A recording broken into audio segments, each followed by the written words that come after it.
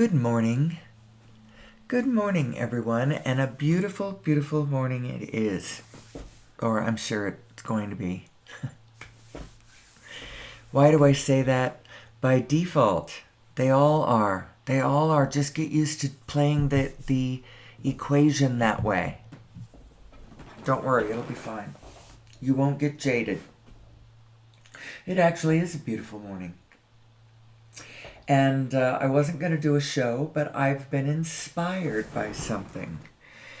Because I really have been self-questioning lately, as one should do, frankly. If you really want to be honest, you better be self-questioning. And everything questioning. You do a certain amount of reflection. It's reflection. You do self-reflection. You do, other reflection. Reflect on everything. Live and then reflect on it. So anyway, I'm doing that. Especially since I'm doing a show. It's almost not an ego project, and yet it's all me. So it kind of is an ego project, and some people might be really turned off about that. So I'm questioning, what am I doing? What am I doing? And it's really my own journey of self-discovery as I question the field around me and the concept everyone calls different things, but it's the God thing, the big thing that we all share, this big concept in between us, the almighty everything, So I was questioning, what the heck am I doing? What am I doing? Why do I do this? And I came across, and I shared it yesterday, but I thought about it deeper. It's a quote from Einstein. And in light of what we've been talking about, I want you to ask yourself, isn't this kind of all starting to light up a picture for yourself where you can see who you are and the forces at play pulling at you?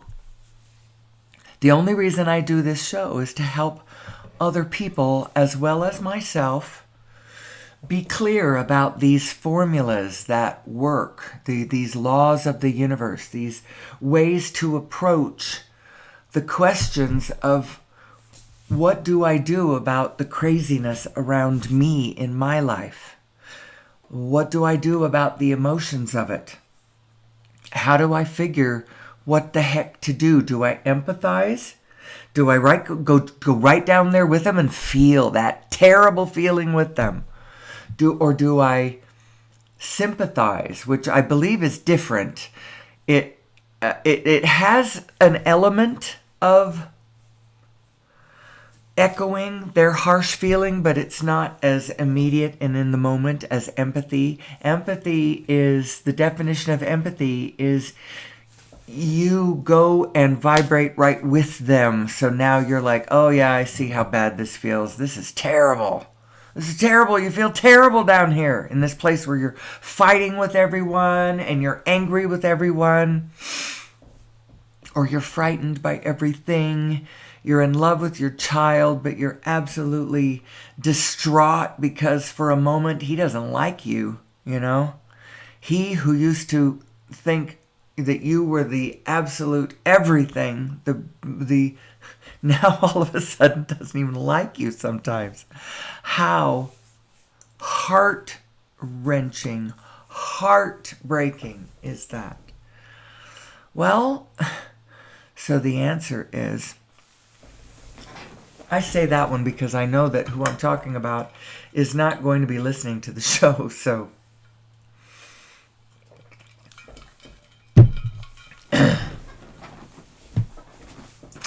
who am I? And what is the quote that I came across that is so moving? Well, let me get to it. Let me go to my screen so I can read it out.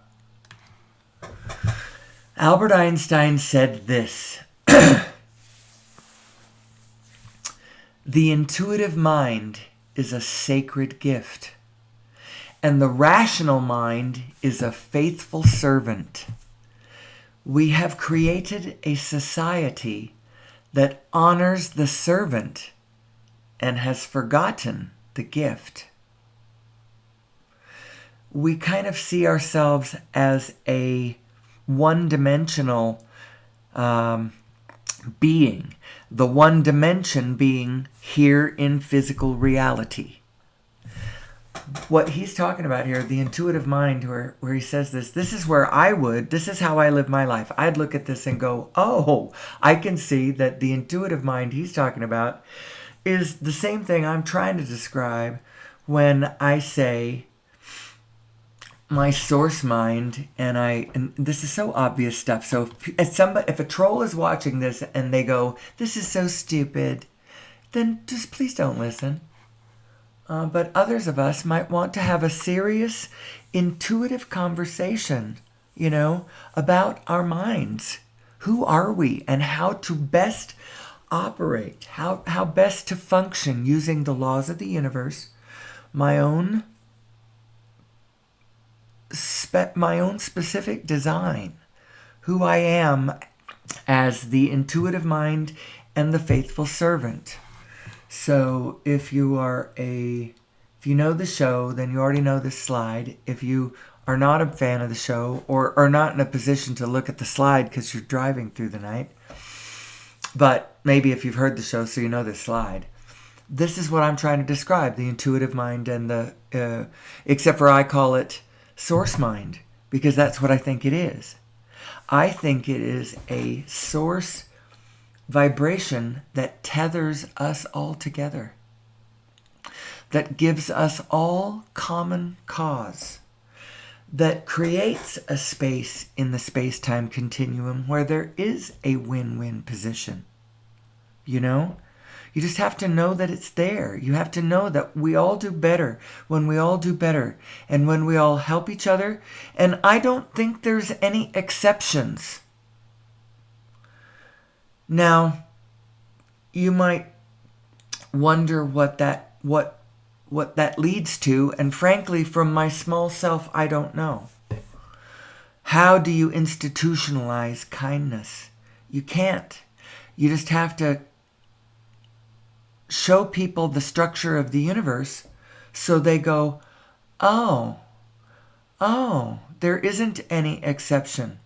And just because my nation, because of the way they have told a story about people's actions and what's going on out there, current events in the world, and then they point to it, and then they say, this is a reason for, this is an exception for that thou shalt not kill thing, because that only means thou shalt not kill on your own. You need to kill with the group in group-sanctioned killings. When somebody at the top of the group tells the story in a certain way so that it justifies, because they did something mean, now we got to go do something meaner. Because survival of the fittest or whatever. I don't know what's going wrong in this world, and I don't know how to get together in a big old group and change it. I just know what I'm looking at from my small place is like, you know what? I think war is a lie. First of all, I got a book called that, as a matter of fact, in my Nook library. And so if you're one of the military services, I probably just offended you. And you know what? I have to deal with this because lovingly and proudly, I am so honored to be a relative of all of them and all of that they have sacrificed for up until this point in our lives. But if we ever get to a point where we understand better, we don't have to keep doing what we've always done. We really don't. I have faith about that, And so I don't mean to dishonor my ancestors who proudly served the armed services And, my husband now, who even is still, affiliated with them and occasionally does consultations for them, doesn't do much for them anymore. He doesn't do nearly as much as he thought he would. I'm kind of glad about that. I want his whole self on the retired side of the line. His whole consciousness, I want to be with him, and I don't want part of it to be... Anyway, what I was going to say is every single one of my father's 11 brothers, and he had 11 brothers, himself included. No, there was 11 boys and 2 girls, Virginia and Sophia, and 11 boys, and I couldn't begin to tell you all their names, but every single one of them served in the armed services. One of them was in the Bataan Death March. My father was all over the place. He was at Tarawa at 17 years old. I don't mean to dishonor any of their sacrifice or their... as a matter of fact, Joseph Campbell says it better. Says it best. Somewhere in his Power of Myth show, he says something about that sort of thing. The fact that war is a lie and it doesn't. None of the truth about the details on the surface, and this is not what he says. That's not a quote from Joseph Campbell. But what Joseph Campbell did say is that things like that don't take away from the heroism, the heroic act of going forth and sacrificing yourself for something bigger or other than yourself. In this case, your country, what your country says is right to do, and you sacrifice yourself for that, and that's a heroic act. And whether or not later you decide that that was not the right thing to do, or that next time you're going to do something different, it doesn't take away from that heroic act. And so I don't mean to dishonor my ancestors or my uncles, my 11 uncles who gave a lot of themselves to protect me and against the dreaded Hun of World War II and Hitler and his massive... What that was an expression of the pure... He really was the Antichrist, in a way. If Christ is the spirit of this recognition of our oneness and our connection through love and gravity, by the way, and spin, and this divine matrix that, intertwines us together, one to each other, where all of the points are connected. But it's up to you to decide who you are and how you're going to play the game, given the cards you've been dealt and the board you're playing on, the field you're on. It's all up to you. You have to make all the choices. Actually, I'm going to get off this. This is a terrible slide. It really is. I spend no time on tech. Forgive me. I'm an audio show for the most part, really. Don't claim to be any kind of tech anything, and I don't really claim to be anything. And people are either going to get me and they're going to like me, or they're going to dismiss me in their, inkum blinkum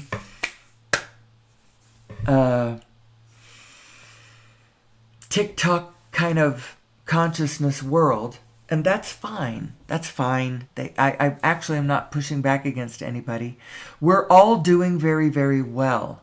I think Abraham would agree there is way, way, way more going on that is going well than it is going not well. And the more time goes by, the easier it is to see. But it all depends on what you're focused on, because you can still focus on the horrors And they can seem very large because you can't focus on everything at the same time. Your immediate consciousness is like it's almost like a microscope. You're all the way down to the microscope as you're looking around your world around you. The immediate thing around your immediate physical body. You're already like a microscope if you're looking at the stuff. Because there's so much more than that going on around you. It's all of the relationships is what's going on around you. So the solid world that you think is solid around you, I'm air quoting the word solid, is actually, there is form involved, but the biggest part of it is ongoing. It's relationship. It's what's going on between beings. You between yourself is the first important and most important relationship, by the way. Are you cool with yourself? Are you clear about what you want? Do you know who you are? And how are you playing the formulas? And what are the formulas? I've got a bunch of formulas. And then I feel my way through life. And then I feel compelled to do this little show, and I don't really know why. I don't mean it to be an ego project. It's me figuring myself out as I have things like children and grandchildren and people who don't know their way. What are they doing? And what do I do? Do I empathize? When I love them so much, and they are really, really sad about things that, I wish they would quit just being so dramatic. Just find your stability. Find your emotional stability. It locks into your thinking stability. And then you start knowing what to do in your life. And until you can do that, I don't know how to help you. Oh, as I cry into the wilderness, what do I do? What do I do? Quit being so dramatic. It's not where everything's... Abraham says another thing. And do I believe her? Do I give myself a permission slip to believe her when she says there's nothing serious going on here? I input that as a potential, okay, I'll try that one out. I'll try that thought. I'll input it. And you know what? When you input it, immediately you feel relief. And so the question is, are you allowed to do that? I input this thought, nothing serious going on here, and then it's like, okay, now all of a sudden that sinking feeling goes away when my daughter calls me and says, now to be honest, she was sure they were breaking up, and I didn't allow myself to go there, and sure enough, they aren't breaking up. So, who am I? Who am I? What are the formulas? Well, you have things like the law of attraction, which says, that which is like unto itself is drawn. And so then you think about when you're angry, or you live an angry life. Are you joining angry clubs? What's your political leaning? What channel are you watching? What channels are you watching? Are you watching people like Alex Jones screaming at the top of their lungs and mad about everything? Are you doing, is that what you are? Where are you in this? What aspect of this are you playing out? What are you resonating with? Everything is there, from the profane to the sacred. And who are you in all of this, and what do you want? I believe that all of our desires come from a sacred well. Now, how you are interpreting them, how you are dealing with your testosterone or any of the other ones, all of your hormones are kicking up different automatic responses that you're having to the field around you. And, how are you dealing with it? It's daimonic energy as you get it from source, but what you do with it determines whether it becomes demonic energy, or Shiva, or Loki, as I would call it.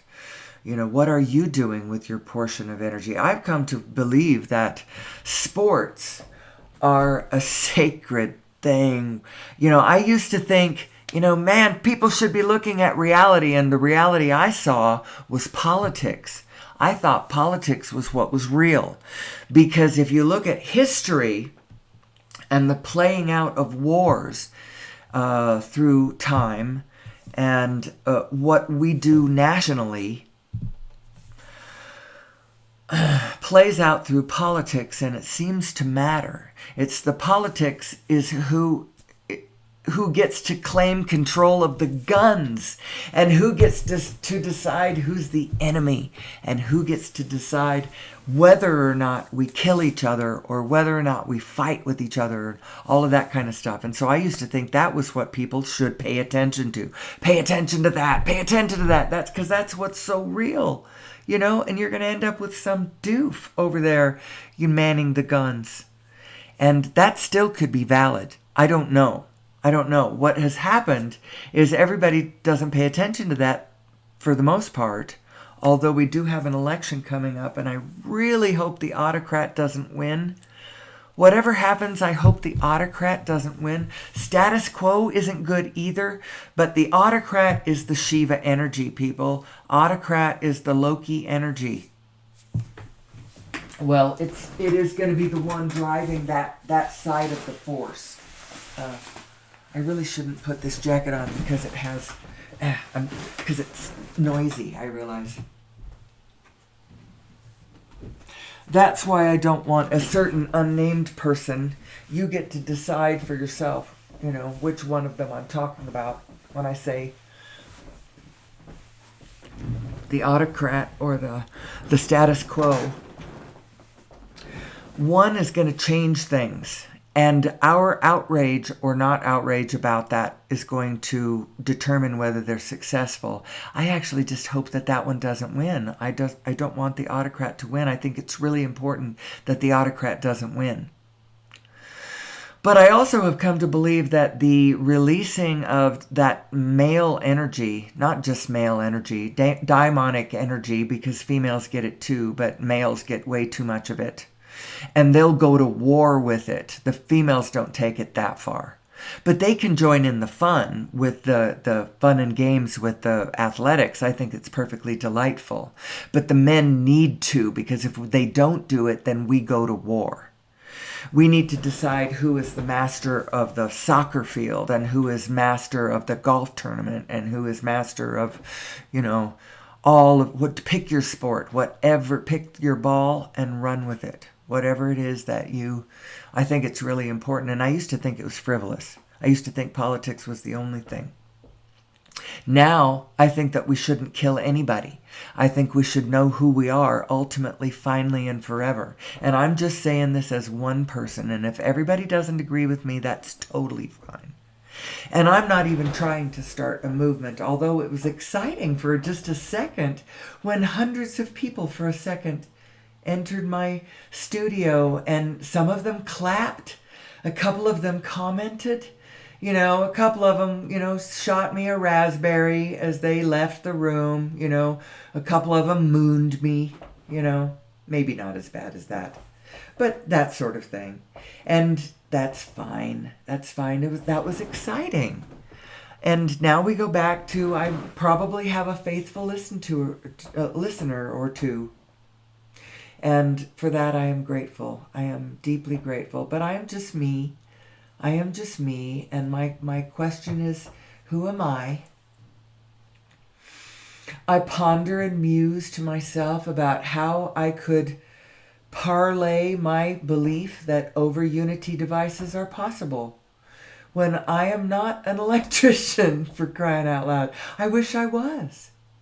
I wish I was a mechanic. I wish I really did understand how to create a device that does anything. Maybe I should go back to school.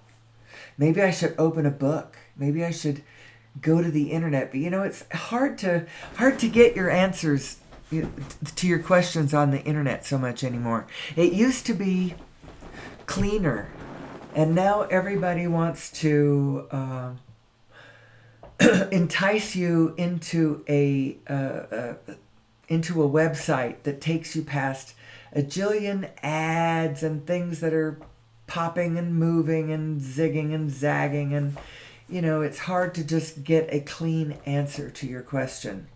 Give me a recipe for cherry pie, or tell me about the island of Skye. Although those things are easier because there is a vested interest in having a local. So never mind. I'm digressing. Who am I? Who am I? I'm only going to do hour shows for a bit. If you're a fan of the show, I hope that means that you just are able to get all the way from the front to the back, just in case you mine a nugget in there. I had something to say this morning that inspired you to take your family a little kinder, to take your world a little softer. There is nothing serious going on here, Abraham says. We live in a vibrational universe, and you are a vibrational being in a vibrational universe. You are an extension of source energy. You were a source energy before you came into these physical bodies, and the larger part of you still is source energy. You still are source energy. And what is this source energy? It's Planck's. It's Planck's. It's the Planck field. It's the quantum field. It matrixes us together in a way that we can choose based on how we are focusing, what we give our attention to, what spirit, what frequency we are on. We're going to get back the same frequency that we're on. So if you're in an ornery frequency, you're not going to get me, because I'm really not on an ornery frequency, and I'm not going to be on an ornery frequency. If you get real soft and quiet, and listen real softly, you can hear me. Otherwise, you aren't going to, because I'm just me, just little old me, sitting in the middle of the almighty everything, asking the question, who am I? And I look out on a world, and I think that I see a way out of the wilderness. I think I see it. But I don't know how to convince anybody else that this way exists. And then I realize that in a way, it is not my job to convince anybody that this path exists, but only to follow it myself. And then perhaps through the power of my own example, to the clarity of your own example. You teach to the clarity of your example. So if you're trying to teach somebody emotional stability, what you have to do is stay absolutely stable and still find a path that says I love you. Even while my eyes are not off of you, I do still love you. But I am not going there with you this time. I am not going to get excited with you this time. I think everything's okay. And if you want to get all dramatic and crazy, that's up to you, But I think that the sun is still beautiful. I think the day is still delightful. I think there are 1,000 ideas on the ground about what we could do to fix every one of our problems. And I don't know what to do about these ideas, except for follow the ones that are right for me. So get clear about what is immediately in my immediate field. What are my choices? What are my projects? What are my desires about those things? How do I feel about the people around me? Get really, really, really clear. Without contradiction. Find the place where you have no contradiction. Don't go straight to the place where you have most contradiction and try to clear away that contradiction. That's the hardest way to do this process. To learn how to be successful in the world, how to be who you are, how to shine in your light, how to move towards your desires, how to get what you want, You know, start with the places where you don't have a lot of contradiction about what you want. You know, the things that you easily, well, I want breakfast. Okay, I think that's pretty easy. I can go do that. But then sometimes I know people, this particular person has a way of leaping all the way. She wants to go all the way to the stars in the first step. And you have to, like Jerry Hicks would say to Esther. Well, he said it in he was a teacher in his own right, and wrote books in his own right. I think taught classes, seminars. He taught. He started out teaching. Well, I don't know if he started out teaching.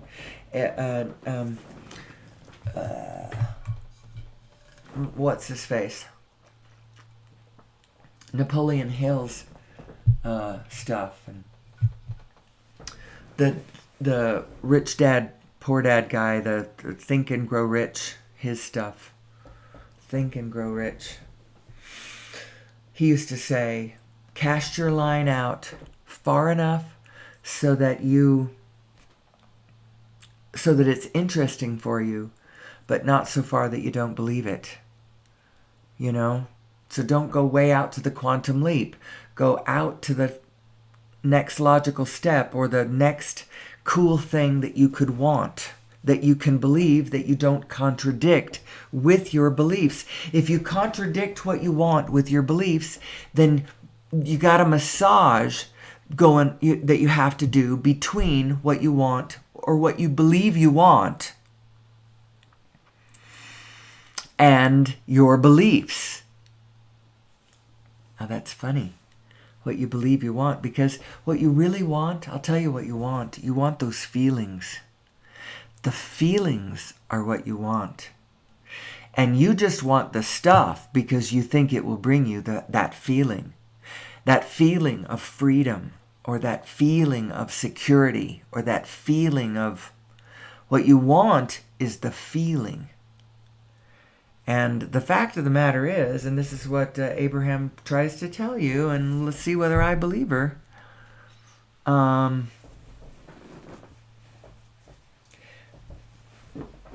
if you find a way to have the feeling before the manifestation gives you the permission slip, it affects the manifestation in the direction of things that match the feeling. So feel the spirit first, and then everything that follows that spirit. I think it probably goes lovely with that quote I've been sharing recently from what's his face, Milton Mayer. And I went and looked at the reviews on that book. They thought they were free. And, it has suffered through time, and even people even talk about that. But the quote here is still good. The quote is excellent, where to illustrate my point about focusing on the spirit first. We have to focus on the spirit first. And then we're going to talk about physical nature after that, and it's going to lead us to this idea that we can build a better society by knowing that over-unity is possible, that we can inject energy into our system. We can add to the energy that we've got going on right now. Let's start with that. Instead of thinking about replacing fossil fuels, let's talk about adding energy. And the energy we can add doesn't have to be added from fossil fuels. So just for the moment in our thinking processes, let's just think about keeping the fossil fuel use we got going on for a minute. And let's add to it by adding over-unity devices. Now, a lot of people can play the energy game that couldn't play it before.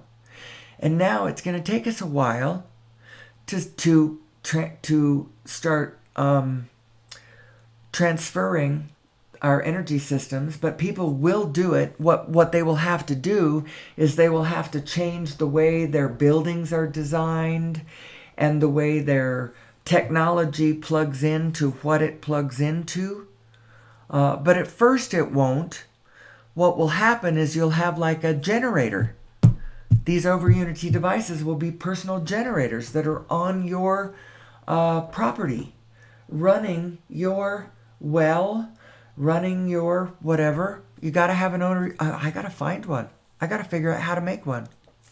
But anyway, to the Milton Mayer quote that so beautifully illustrates this point about what do you focus on, the form or the spirit.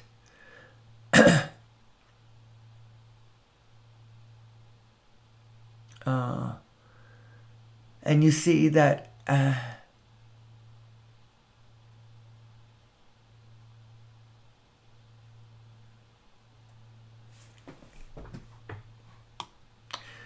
it collapses all at once, and you see that everything has changed, and changed completely under your nose.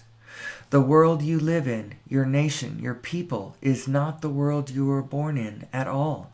The forms are all there, all untouched, all reassuring. The houses, the shops, the jobs, the mealtimes, the visits, the concerts, the cinema, the holidays, but the spirit, which you never noticed, because you made the lifelong mistake of identifying it with the forms, is changed.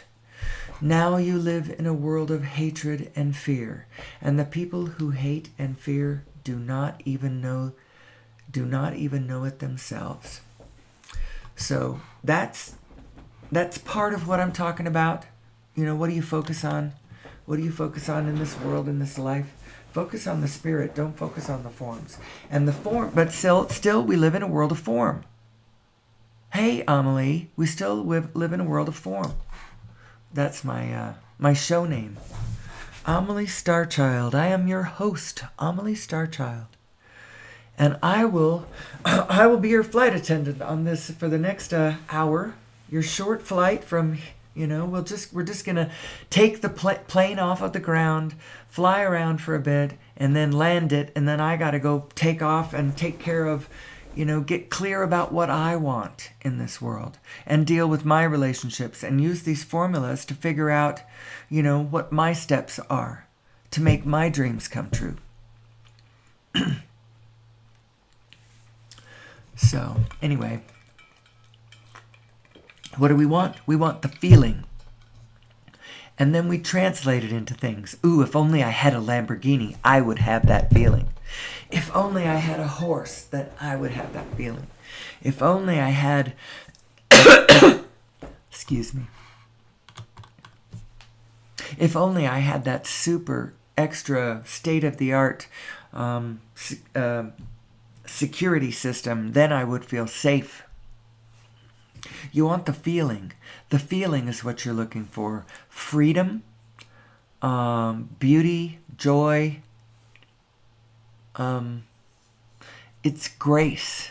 When you, as your physical self, get into a state where you're not plugged into the physical and you realize how you're plugged into the everything else, that's probably what that state of grace is. Am I claiming that I live in it all the time? Of course not. Of course not. I'm a mortal. I'm a mortal person like everybody else. Who am I? It's the whole question. And I don't mean it as an ego project. I actually mean it as a collective project. Who am I? And how does my moving in my better direction, how does that lead all of us also, each of us individually, in a better direction, so that collectively we go in a better direction? We live in kind of a mean society right now that's not very flexible anymore, because all of the citizens feel, if you are in a good job, you probably feel that like you need to hold on to that good job,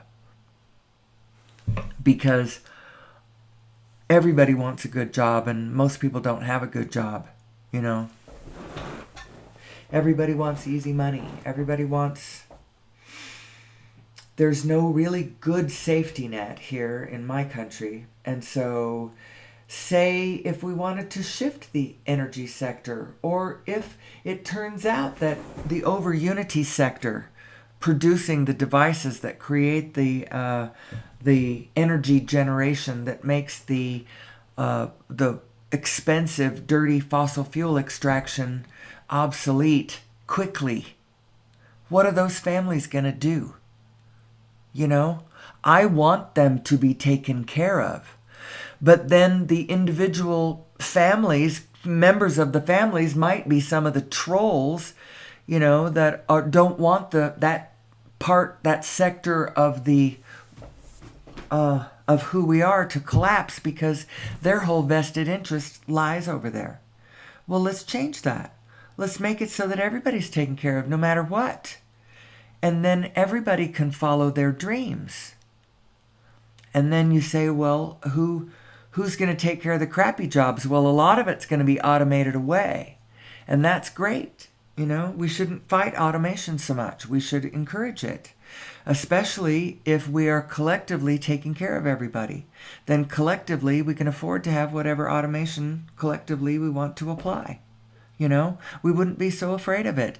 Except for, you know, it's competing with us for all the crap jobs. That if we didn't have those crap jobs, we wouldn't have any food or a decent place to live. And the really crap jobs that human beings still have to do, well, then pay them better if they really must be done. And then the ones that are marginal, let's rethink those. Maybe those don't need to be done. Maybe they could be reimagined better, you know, more pleasing. Everybody wants to work on a farm, on a beautiful farm, doing, you know, blessed behaviors, you know, interacting with fun creatures and benign beings, human beings and nature and stuff like that. If we could turn our world into if we could re-garden our world.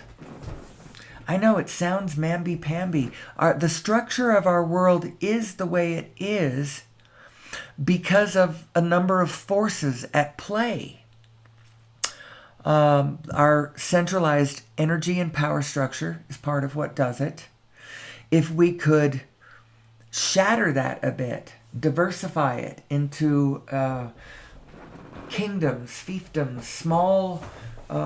There's no reason why we're all so centrally connected, except for that it makes sure that none of us scatter off into the fields and create cults, although we still do. The religions still do, and it's mostly allowed as long as they're not heavily armed. That's the problem. What happens if you have somebody out there who is still angry, who creates an angry cult of some sort, arms to the teeth, and now has all the free, clean energy that they can possibly use to do whatever they want. And what they want to do is pick a fight with their neighbors. I get it. It's national security. It is national security. I'm going to have to agree with you on that. Even if, you know... But we've got to get over this. I think it's a hump we've got to get past, because it's going to happen. People are going to understand the field. They're going to look at it and they're going to go, oh, I get gravity. More than just the black ops. I don't know. I say that. I got that, the blackest of black ops. Do I even believe there is such a strata in our government? Yeah, I kind of do believe that. Because of the way human energies are. It's part of the who am I that's over there being dark and not integrated. Not integrated in the wholeness, and not integrated in their whole self. And playing the game in a win-lose way instead of a win-win way. That's the ultimate way to play the game, is the win-win way. And ultimately, the game is played best when all of the field plays the win-win game. Now, you can still play it win-win even when there's people around you playing win-lose. Although it does jostle the field for anybody to play it win-lose. It would be nice to get the word out. No win-lose. So who am I in all of this? Who am I, little me? Who am I, big me? There's nothing serious going on here. I get what I put out. What I put out is what I get back. There's nothing I can do to change that. And so ultimately the problem, if I keep having these dramatic, terrible things that happen where I'm so sad and everything's so horrible and I'm riding a roller coaster of pain, what do I do about that? How do I get well, the answer is really obvious. You got to get your eyes off of the way you are focusing on the material world somehow. You are focusing on things that you just have got no business focusing on. There is darkness everywhere. Truly there is. There are trolls under every bridge. But the answer is to walk that knife's edge and train yourself to focus on the aspects of the world that most please you, so that whenever they happen around you, you notice them, your eyes alight with delight, and you flicker a moment of attention in that direction as your lips turn up and your heart lightens just a little bit. You learn how to practice doing that so that you just lighten the world and your world is lighter and you help make the world around you a lighter place. Now that's advice from a very small position. You can start imagining how to weave this energy into the field around you in your life, whatever it is that you do. Whether you are a motivational speaker, whether you're whatever it is you do, say you run a little shop of some sort. How do you inject the love into this? Well, you look around it and you think about, what about this shop do I love? What would I think would be really cool? Those shops where people put their personalities into it. Now sometimes I don't know. Can you ever really go too far? Sometimes I think they do, but maybe not really. We drove past a motel the other day with my daughter, and it used to be like the very definition of crackhead, seedy underbelly of Albuquerque kind of motel. Probably you go there, whores are renting it by the hour, crackheads are flopping in it for, whatever. I don't know if it's really that bad. And don't quote me on this if in the rest of my description you recognize what it's come to. But just recognize the quantum leap, because apparently the owner, a relative, daughter, I don't know, somebody took over the place and has turned it into just the coolest thing. A beautiful, charming boutique. The gives back to the community, not necessarily gentrified, but certainly brought back into the wholeness of the community instead of being the eyesore or this kind of the blight that it was, the hub of sin and wickedness. Anyway, what she did was she injected her own personality. She put things that she loved. She there's all kinds of ideas. You can tell an inspired project. You can tell one that has been inspired from a position of that central kind of that inward working organizational structure of inspired wholeness. You can just tell. How do you weave it in there? Put your love everywhere you can. Notice aspects of the world that you do like. even if you're surrounded by a sea that looks like solid you don't like, fact is it is made up of aspects. All of it is aspects. It's not a wholeness like you think it is. You're the one making it a wholeness. It is aspects, and you're the one assigning those aspects to it. You know, kind, loving, efficient, connected, or the opposite.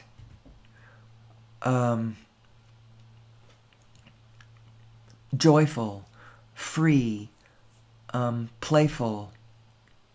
So how do you do that? As you walk through the world, just take note of what you like.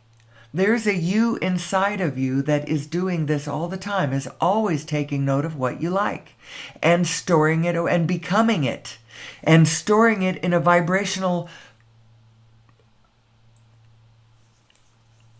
data bin. I don't know what you call it, where this is.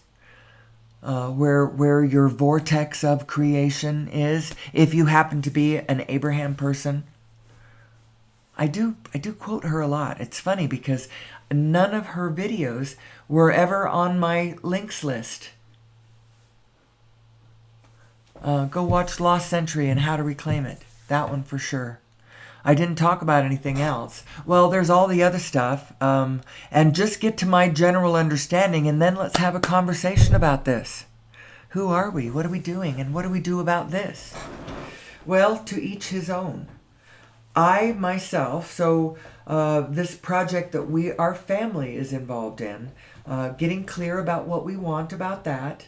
We want to run it as an Airbnb through the winter to create something that appears to be a viable business that we will put on the market next spring that people can buy, and they can look at it one of two ways. A turnkey business that you could own from a distance and it makes you money, or as a property that you could live in that has a lock-off that you can rent and help yourself pay the rent as you live in the place. So it can either be in a live-in property with a piece of it that you can rent to help you pay the rent, or the whole thing can be an Airbnb with all the licensure and the history and everything all set up for it. Sell it just like that. Either way. And over the winter, we get the chance to try to work it as an Airbnb. It is a bit of a risk because we don't know, is it really going to pay its full mortgage and then some? Is it going to do that? I don't know. That's a good question, isn't it? A very good question. So we have the winter to figure that out. And then comes spring, we put it up on the market, and hopefully we get out of it, pay everybody off, because there are people that are owed money, including ourselves. We have an investiture of it. And then does everybody walk away with some tens of thousands of dollars and some leverage to do the next project that comes into the field of view based on who we are? So that's our project. And me getting clear about all of this and adjusting as we go, just in case anybody listening to the show was curious about who I am and how I use these formulas to make my way.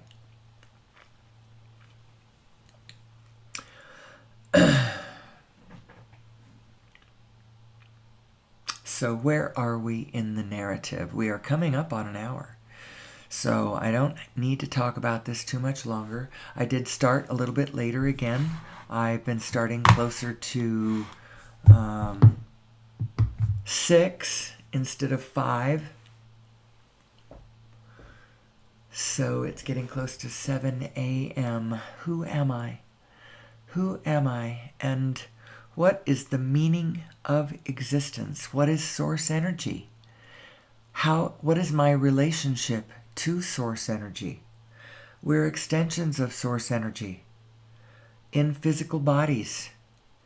And Our thoughts are garnering unto themselves more thoughts the same.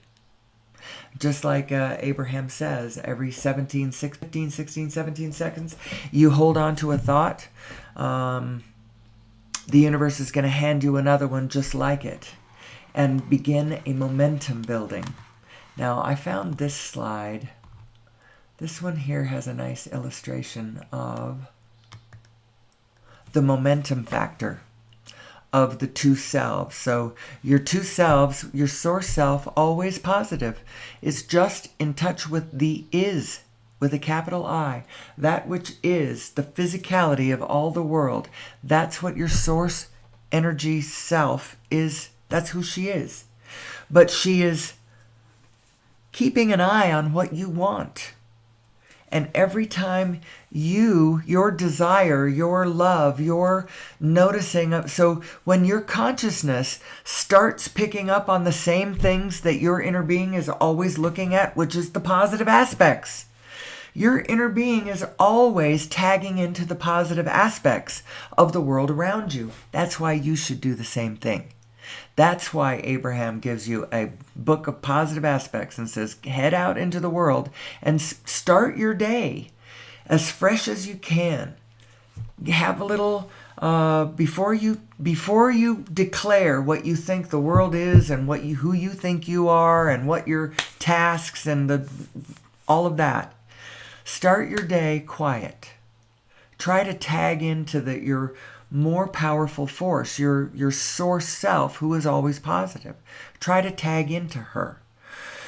Meditate for a few minutes, get to a neutral place, and then get going. And then as you get going, have your book of positive aspects and start noticing positive things, because that's all your inner being is doing. Your inner being is only noticing things that she likes, things that she wants, and if you would start doing that too, then you and her would start thinking alike. And then now all of a sudden you have all of the universe as your cooperative components. No one will stand in your way as you push back against nothing. That's why the troll surprised me, because I pushed back against no one. And up until that point, I had gotten absolutely no resistance. Now, I know that somewhere, somehow, I did something that caused that troll to find me and touch me. And that nothing went wrong there. But in the spirit of, you are 100% responsible for everything you get on a fine tuning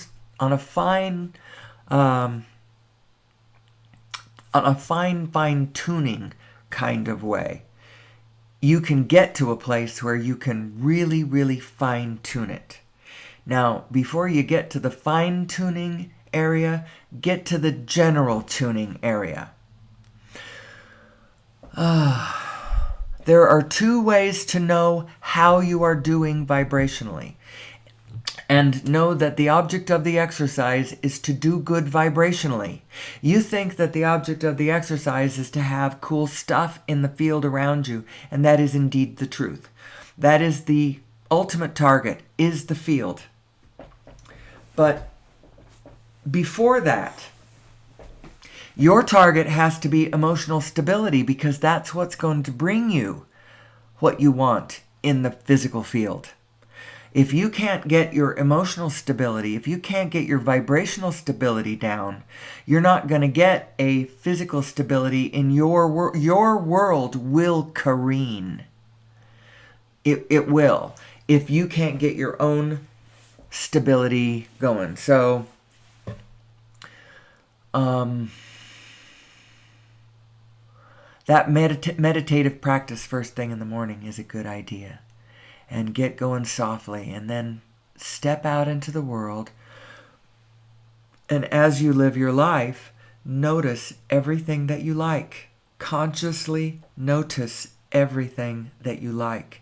Keep trying to notice, because your notice is your focus, is your attention. And the more that you can put your attention onto the things that you like instead of the things that you don't like, the more that you start building up a different picture of the world around you, and you start getting inspired about what you actually might be able to do to make the world a better place, to make that shop a cooler place that people are going to gravitate towards and throw their money at you. You know, that sweet Airbnb, that cool little eatery, that great idea to attract the tourists, that great inspired whatever. It's going to come from you being in a place in harmony between your two selves, your intuitive self and your faithful servant self. That's who you are. You are two selves, and your two selves are the intuitive self on the left and the faithful servant on the right of Albert Einstein's quote. That's who these two things are. That's who you are. You are a vibrational being in a vibrational universe. And with that, I think I'm going to leave you because I have made it to an hour. We're going to talk about it more tomorrow. I talked about the unified physics almost not at all. And, you know, I am talking about it from the perspective of the International Space Federation and the Resonance Science Foundation and all of that, if you want to go look up more of that. Some days I have more. What I do promise on the show is that I'm stream of consciousness. I promise nothing. Some people will love me, and the ones who don't get it, well, I just hope they don't troll me because I don't need it. You know what's funny is that by me saying that, I'm almost guaranteed another troll. You get what you think about, whether you want it or not. And what other people think about you is really none of your business. What your business is to get into alignment with who you know that you really are and move from that position. Move towards the things that you want. And don't spend any bandwidth worrying about the rest of it. Don't worry about the negative. It really isn't as big as you think it is. The positive is way, way, way bigger. It's like, I'm not going to say. It's like Abraham says. I'm thinking a lot about Abraham this morning, which is interesting because I haven't listened to an Abraham video for a while. She's usually good for a quick car ride, but I haven't listened to her for a while. But she rests heavily in my work, in my operating system. When I met the works of Abraham Hicks 4 years ago, it really did change the way I was looking at things. It's like it was the gear that got all of the stuff in there to move. I realized how things moved. She even called it a vortex. Your vortex of creation. And she calls the two selves spinning discs of attraction. You can see the spin of Nassim Harameyn's unified physics playing out in the way she describes things. And the way the law of attraction works, the way that, that you're getting what you're thinking about based on the spirit of what you're thinking about, which is why you should put the vibration of it first and foremost into your thought processes, and don't keep your eyes on the forms thinking that that's going to keep you safe from bad spirits, because it's not. You got to keep your eyes on the spirit. And what is the spirit? We're all in this together. Us and the trolls and everybody else, we're all in this together. Those who sell us the fossil fuels and all of us who buy the fossil fuels, we are all in this together. And my suggestion first would be, let's add some energy to this by adding over Unity devices. And then let's see what happens after that. I would like, us to be able to transition cleanly and naturally and joyfully, pushing back against no one. And let's make sure that everyone involved is taken care of every step of the way. There should be no minus in this. It should just be plus, plus, plus, plus, plus. Even for all the people all those wonderful families putting themselves through, the ones lost on the Deepwater Horizon, and all of the people who have done what they have done to bring energy to my table so that I can plug my lamps in and control my climate. I appreciate their sacrifice. But we are all in this together, and let's all get out of it together too. Let's find a better way, a cleaner way for all of us to have better lives. All of us to have better lives. I don't want anything to be lost. Nothing's lost when something's gained. Let's just gain more. And with that, I think that's a good place to end. I'm an hour and 5 minutes in. That's plenty fine. It's post 7 a.m. It's time for me to get my day started. Gotta jump in the shower and get going.